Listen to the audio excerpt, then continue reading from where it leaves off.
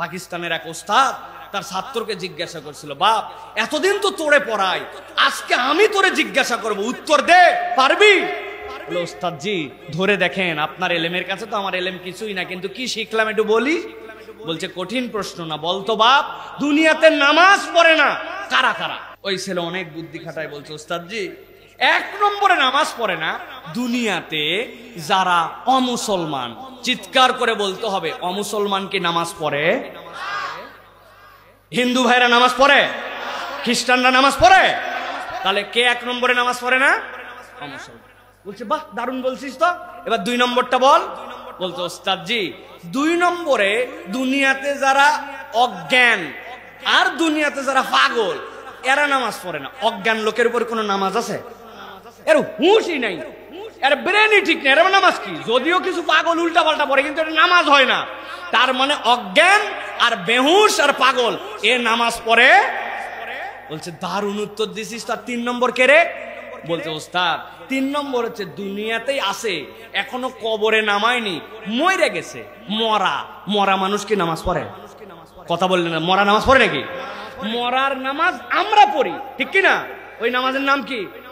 জানাজা। তাহলে ওস্তাদ বলছে, সাংঘাতিক উত্তর দিছিস তো বাপ। তাহলে 1 নম্বরে নামাজ পড়ে না কে? সবাইকে বলতে হবে কে? অমুসলিম। 2 নম্বরে অজ্ঞান, 2 নম্বরে, 3 নম্বরে মরা। বলেন 3 নম্বরে। এখন তাহলে আমরা এখানে যারা আছি, আমার দোষ টোষ দিতে পারবেন না ভাই, আপনাকে এই 3 শ্রেণীর মধ্যে থাকতে হবে। কেউ একজন নামাজ পড়ে নাই, এই তুই অমুসলমান, বলছে 1 থাপ্পড় দেবো। অমুসলমান মানে আমার নাম মুহাম্মদ আব্দুল্লাহ। ওরে বাবা, তাহলে ঠিক আছে ঠিক আছে, তাহলে তুই অমুসলমান না মুসলমান, তাহলে নিশ্চয়ই তুই অজ্ঞান। বলতে, তোর কি হুঁশ তোর আছে না নাই? ব্যাক কল, তোর সাথে আমি মুখে মুখে কথা বলতেছি, আমার অজ্ঞান বলিস কেন? বল তুই পাগলা। বলছে, কিল দিছি দিছি কিন্তু। আর এক কথা বাড়ালে, কিসের পাগলা? ও তাহলে তুই পাগলও না, তাহলে তুই মরা। জিন্দা মানুষ আমি দাঁড়ায় আছি, তুই মরা বলিস, তাহলে তুই যে নামাজ পড়লি না। এই 3 শ্রেণীর বাহিরে হলে তো তোমার নামাজ আছে, আর 3 শ্রেণীর মধ্যে নামাজ নাই। কথা কি বুঝা গেছে? তাহলে আমরা কি এই 3 শ্রেণীর ভিতরে আছি না বাইরে আছি? কারা কারা ভিতরে আছে হাত উঠাই। কারা মরা, অমুসলমান, অজ্ঞান, কারা কারা দেখি এই জায়গায়?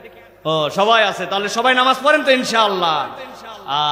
আজকের থেকে এই ওয়াজটা করে গেলাম, ঘরে ঘরে এই ওয়াজটা পৌঁছাবে। বন্ধুর সাথে বন্ধুর দেখা হলে বলবে, সাইফুল্লাহ ভাই আইছিল, একটা গল্প করছে, দোস্ত আয় শোন। পারবেন এই গল্প করতে? মনে থাকবে তো ইনশাআল্লাহ? আর কোনো ডোজ দেওয়া লাগবে না, বাকি ডোজ ওই বুঝে খা, সারাদিন বুঝবে। দেখা হলে আবার ওই গল্প বলবেন ওর সাথে, যদি নামাজ না পড়া দেখেন আবার ওই গল্প। বিরক্ত হয়ে আপনার দিকে হয় নামাজে আসবে, নয় আপনার থেকে দূরে যাবে, যে কোনো একটা। শয়তান সাথে নিয়ে ঘোরার দরকার নাই।